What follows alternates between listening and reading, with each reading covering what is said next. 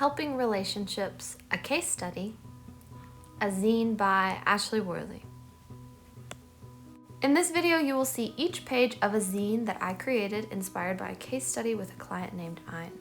The images are my artistic interpretation of the therapeutic process and alliance as it relates to this case. I include some of my personal insights and questions that arose as we worked with new information each week in class. In the end, I show the sketches that I completed during class time and how they inspired the final artwork.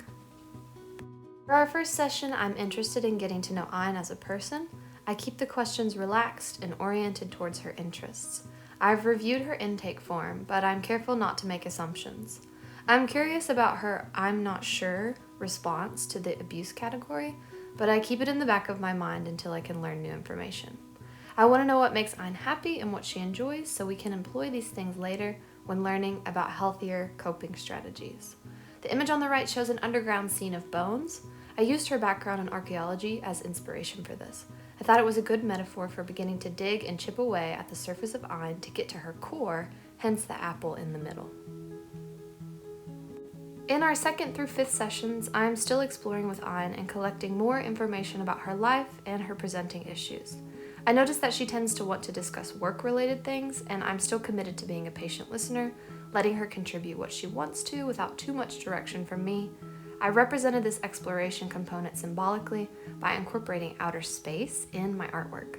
The candle represents a feeling of overwhelm that I'm sensing from Ein, and I drew it to mimic the planet Saturn. She is burning the candle at both ends in her role as a teacher's aide.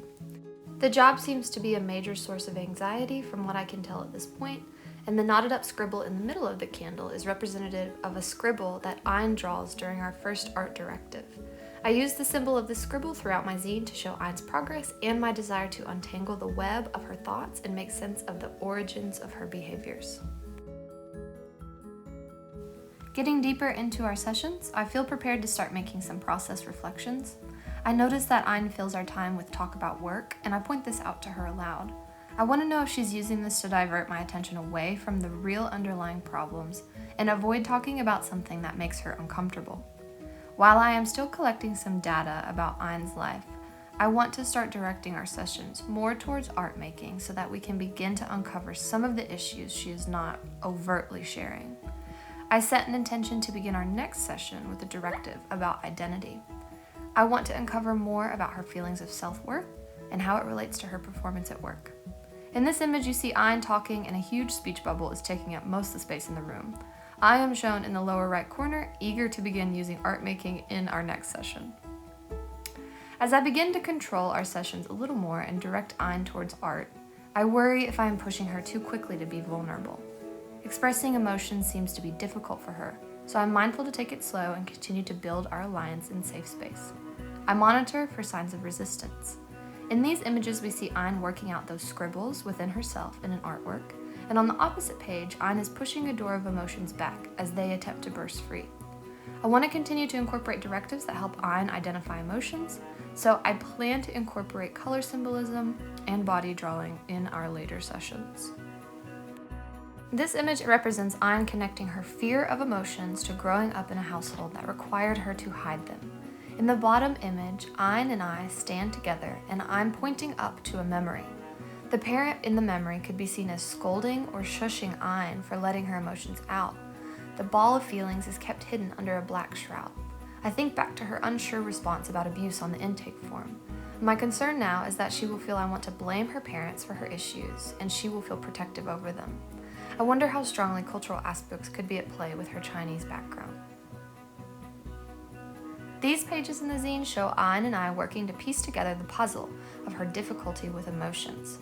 The image on the left represents the physical abuse that she tolerates at school from difficult students. Because Ein never had healthy emotional expression modeled for her in the home, and she never had practice expressing her own emotions, she doesn't know how to help her students. She has black and white thinking on two opposite ends of the spectrum. On one end is her parents with zero tolerance for emotional expression, and on the other end is Ein, who allows students total free reign of their emotions. These next pages show Ein working through resistance with new tools and strategies. Over the next few sessions, we dialogue with images that she creates to unveil her belief systems about expressing emotions and accidentally harming her students. She compares and contrasts images of her current way of coping with student behaviors and how she would like the situation to look in the future. We practice noticing tension in the body, and we role-play assertive tactics for saying no and setting boundaries. As Anne continues her sessions with me, I hope to grow her confidence in caring for herself. When we approach termination of service, she needs to have healthier skills in setting boundaries and expressing her emotions. With all the hard work we have accomplished, I encourage Anne to reflect on all the progress she has made up to this point. I hope she can take her newfound insights about her upbringing and recognize when the past is impacting how she reacts in the present.